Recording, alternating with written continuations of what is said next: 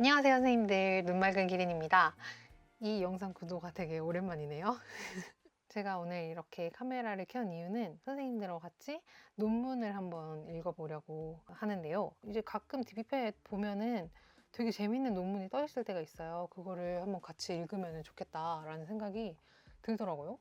그래서 오늘은 뭘 읽을 것이냐? 한국에서 박사과정생으로 살아간다는 것이었습니다. 박민철 선생님이 쓰신 거고, 이게 제 눈에 띈 이유가 DBPI 메인 화면에 현재 1위 논문 뭐 이렇게 떠 있더라고요. 안 눌러볼 수가 없잖아요. 이용수가 2084건이고요. 역사 비평 KCI 등재지로 23년 8월에 올라간 논문입니다.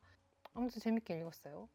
한국에서 박사과정생으로 살아간다는 게 학문적 깊이를 추구하면서 연구에 몰두하는 동시에 치열한 경쟁 그리고 불확실한 미래에 대한 고민을 안고 살아가는 복합적인 정체성을 가진 사람들이다, 대학원생이란. 이런 얘기를 하는 논문이거든요. 한번 차근차근 읽어볼게요. 제가 이제 논문을 읽는 방식을 한번 같이 공유해도 좋겠네요. 한번 공유를 해보겠습니다. 일단 이렇게 다운받은 다음에 저는 어떻게 하냐면요, 뭐 메모장이나 아니면 현재 쓰고 있는 논문 같은 거를 이렇게 띄워놔요. 그래서 이런 식으로 이제 정리를 하는데요. 이제 내 비평을 얻기 위해서 논문을 읽는 건데, 선행 연구가 너무 앞단에 많이 장황하게 설명되면 정리가 어려울 수 있거든요. 참고해서 내 연구를 후속 연구로서 학문적 계보를 더 발전시키자고 하는 게 내 연구인데, 이 앞단에 이 사람의 연구에 너무 매몰되면 안 되는 거예요. 그래서 가급적이면 이 모든 문장을 한두 문장 정도로 마무리를 짓습니다. 그래서 여기에는 설명한다, 여기 연구 목적과 배경 이런 거 안 들어가고 주요 내용, 연구의 공백을 찾는 거죠. 특히 뭐뭐를 설명하는데 한계가 있다, 그래서 내 논문이 필요하다, 이 내용이 나와야 됩니다. 그래서 한계, 시사점, 목차부터 보통 이제 봐야 되는데요. 논문 볼 때 처음에는 들어가면서 우리가 들려줄 이야기, 어떻게 우리가 뭔가 어떤 문제를 겪고 있는지, 그 다음 두 번째 목차는 교과 과정을 비롯한 제도적 문제들, 학교에 교과 과정에 문제가 있더라. 그리고 세 번째, 네가 선택했잖아, 자기 인식에 문제가 있더라. 네 번째, 나가면서 좋은 연구, 좋은 연구자, 이렇게 4개의 간단한 목차로 구성되어 있고, 2번, 3번이 조사한 내용을 풀어 쓴 거죠. 근데 되게 공감이 됐어요. 어떤 부분이냐면, 이제 대학원에서 다니면은, 저도 처음 들어갔을 때 그랬는데, 아, 우리 학교만 그런 건가? 라고 생각했는데, 일단 저는 석사랑 박사랑 다 같은 학교예요. 근데 이제 공부하다 보니까 어떤 기술적인 연구 방법론이라고 해야 되나? 연구 방법론은 크게 양적 방법, 질적 방법, 그리고 그걸 두 개 혼합하는 혼합 방법론으로 나뉘거든요. 그런데 질적 방법이 이제 강한 학교라는 건 알겠는데, 양적 방법을 너무 간단하게 알려주는 느낌적인 느낌? 그래서 되게 힘들었단 말이죠. 그리고 지금 정책 연구자가 된 입장에서도 그런 부분들이 약간 난 더 강해져야 된다, 이런 생각을 가지고 노력을 하고 있는데, 여기서도 그런 얘기가 다 많았어요. 이분이 박사과정생, 특히 국내 인문사회 분야 박사과정생을 대상으로 초점 집단 인터뷰를 했대요. FGI를 한 거예요. 다 같이 이제 모아놓고서는 조사를 한 거죠. 박사과정에 입학하고 이제 첫 학기 시작하잖아요. 그러면은 약간 석사과정하고 비슷하다고 느껴요. 특히 동일할 경우에는 똑같은 학과니까 과목의 내용이 똑같은 거예요. 그래서 본인이 들어가서 왜 나 이거 석사 때 들었던 건데 박사 때 듣고 있지? 라는 생각이 들 수도 있어요. 근데 저 같은 경우에는 어땠냐면, 석사 때 제가 너무 몰랐다, 진짜 이 내용을 어떻게 하나도 모르고 다시 들었는데, 지금 박사 때도 어떻게 이렇게 일부분만 알 수가 있지? 이런 생각이 근데 여기도 비슷하더라고요. 박사과정 수업을 석사과정과 함께 듣거든요. 그리고 달라진 거는 매 학기당 수강하는 과목 수나 뭐 이런 거에 불과해요. 그리고 심화된 수업이 제공되지 않기도 하고, 그리고 제가 말했던 대로 그런 양적 방법론, 특히 연구의 출발점이자 도구인 방법론에 대한 학습도 이루어지지 않는다. 이게 자체 동아리도 대학원생들 하기 되게 어려워요. 되게 바쁘거든요. 자기가 직장 가지고 그냥 듣는 분들도 계시고, 전업인 경우에도 이제 논문을 빨리 써야 되니까, 그리고 문제의식이 되게 많으니까 다른 분들하고 협력하기가 되게 생각보다 어려워요. 이분은 이런 지점을 지적해요. 학과 내에서 이루어지는 수업에서 과정생이 필요한 부분을 얻지 못한다는 건 문제가 있는 거다. 교과 과정에 문제가 있는 거다. 하지만 여기에서 약간 본인이 부족하다고 느끼는 건 개인의 몫으로 남겨진다. 그리고 이제 FGI 이제 내용들이 쫙 나오는데 공부를 더 하고 싶으면 좀 알아서 커뮤니티 찾고 이런 거 해야 되는 것도 맞는데 좀 그런 게 아쉬워요. 커리큘럼이 아쉬워요. 방법론 강의가 너무 비싸요. 그러니까 외부에서 듣는 거예요. 이분은 학교에서 그런 걸 제공해주지 않아가지고. 근데 저도 공감해요. 저는 이제 전업학생이었기 때문에 알바라고 하고 그렇고 연구 보조원을 해서 거기에서 이제 오며 가며 이렇게 배운 거죠. 비단 방법론뿐만 아니라 어떤 자료를 수집하거나 연구를 수행하는 데 필요한 프로그램을 구비하는 것 역시 개인의 몫으로 돌아간다. 그래서 이제 대표적인 분석 프로그램들이 있죠. SPSS나 뭐 R이나 엠비보 이런 거. 특히 엠비보 같은 질적 연구 분석 프로그램은 정말 비싸거든요. 작년에 샀을 때 12에서 13만 원 정도 했었나? 저는 이거는 아직도 제가 개인적으로 필요할 때 사서 쓰고 있고, 그리고 SPSS 같은 경우에는 대체로 해적판을 쓰죠, 사람들이.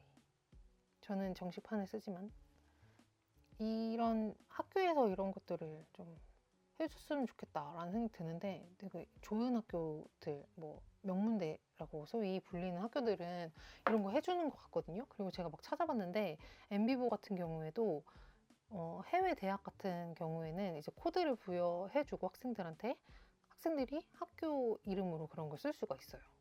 그리고 글쓰기 이런 것도 안 알려준다. 글쓰기 진짜 안 알려줘요. 자기가 이제 글을 쓰면서 는다고 생각해야 돼요. 체계가 좀 갖춰진 학교에서는 이런 종류의 논문은 어디에 투고해야 되고 어떻게 피드백을 받아야 되고 어떻게 수정해야 되고 뭐 계좌료는 얼마나 되고 뭐 이런 거를 다 절차적으로 조금 알려주는 시스템이 돼 있는데 그런 시스템을 갖추지 못한 학과나 학교의 경우 평가나 보완, 투과할 학술지의 결정 이런 게 다 개인한테 떠맡겨지는 상황이다. 그래서 한 번도 이거 해본 적이 없으니까 완전 막막한 거죠. 그리고 석사 논문을 반드시 이제 학회지에 투구를 해야지 논문 실적이 있어야 박사 과정에 대부분 그렇게 될걸요? 대부분 박사에 갈 텐데 그걸 한 번 해봤잖아요. 한 번 해봤으니까 뭔가 대충 그림은 그리는데 이걸 이제 학교에서 가이드를 안 해주면 진짜 혼란한 거죠. 그래서 이걸 왜 그럴까? 아마 박사 과정을 위한 프로그램 자체를 진지하게 고민한 적이 없기 때문 아닐까요? 어떤 박사가 우리가 필요하지? 사회적으로 어떤 박사가 필요하지?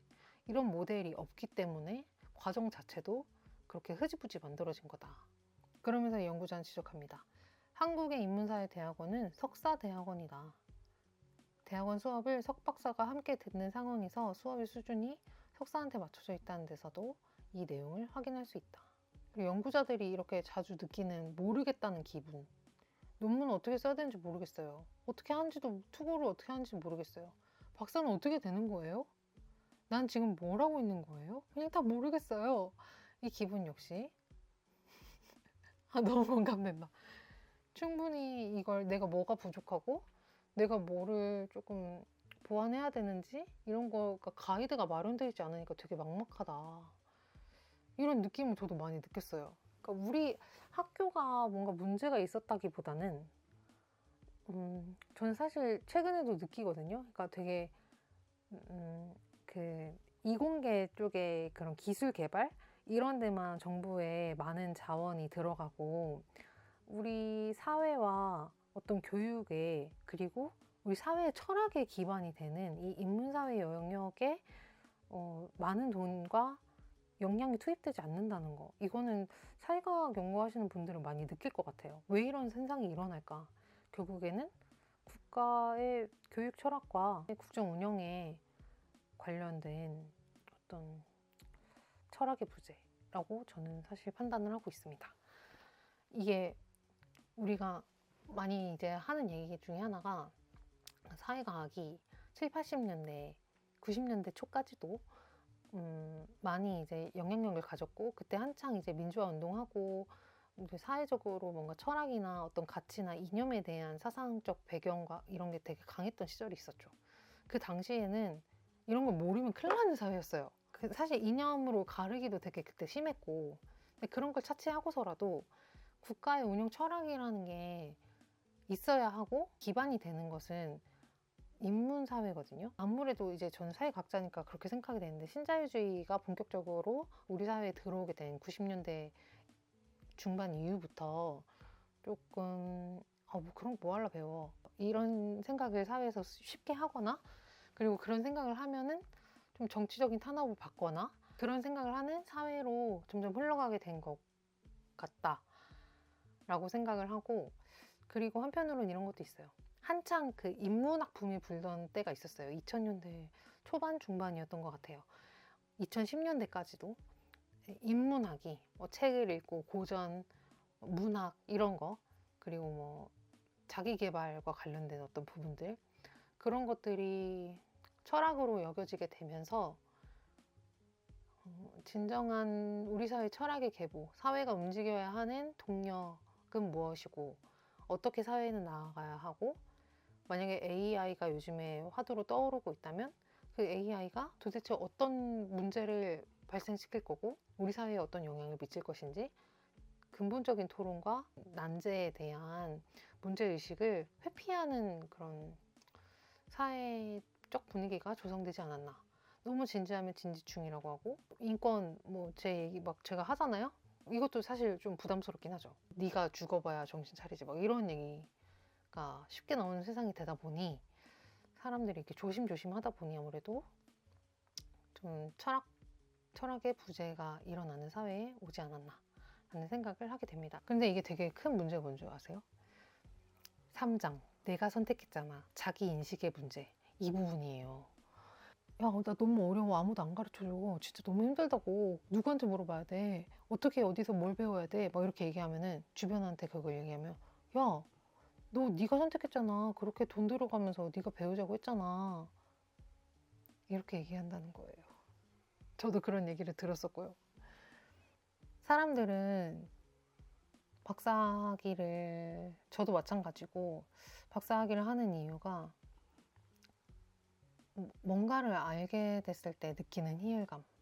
선행연구 많이 보잖아요. 그런데 거기서 뭔가 빈 걸 알게 됐어.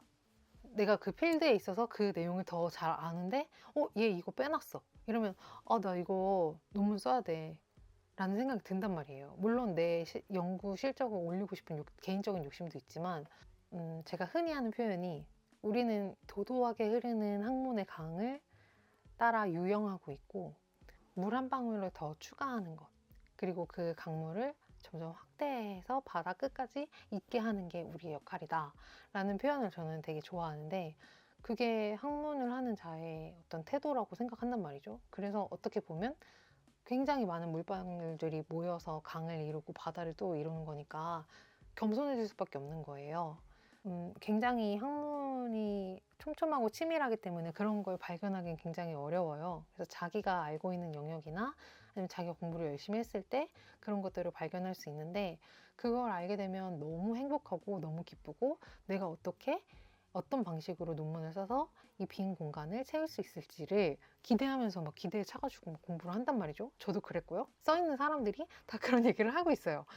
선행 연구들이 많은데 거기서 빈틈이 보였을 때 그 빈틈을 내가 잡은 주제로 채울 수 있을 것 같다고 착각할 때, 그리고 뭔가를 알게 되었을 때 느끼는 희열감이 내가 학위를 하는 이유가 되게 만든다. 이런 기쁨의 순간들.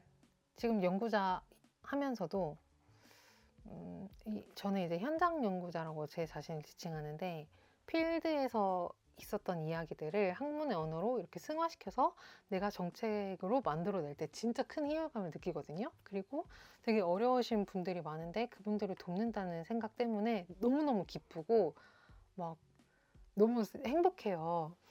그러면서 이 논문은 나가면서 좋은 연구, 좋은 연구자라는 장으로 이제 어떻게 이런 문제들을 종합할 수 있을지를 정리합니다. 처음에 얘기했던 게 박사과정 제도에 대한 문제가 있다라고 우리가 살펴봤잖아요. 이 부분을, 이 제도가 여러 문제를 발생시키는 중요한 원인이지만 제도가 바뀐다고 해서 모든 문제가 해결되지는 않는다라는 얘기를 합니다. 왜냐면 문제를 인식해서 제도가 바뀌었는데도 그 문제가 실질적으로 해결되지 않는 경우도 많거든요. 제도가 있는 경우도 심지어 있어요. 대학원이 힘든 이유가 결국에는 대학원도 인간관계인데 교수님을 어떤 분을 만나냐에 따라 진짜 사바사거든요. 어떤 분은 진짜 꼼꼼하게 빨간펜 선생님처럼 티칭을 해주는 경우도 있고 어떤 분은 자유롭게 해보세요. 당신은 이제 박사가 될 사람이므로 이런 걸 충분히 할 수 있습니다. 라면서 치열업 해주시는 교수님도 있고 이제 너무 이제 자기 연구에 몰두해가지고 그냥 그런 교수님들도 있죠.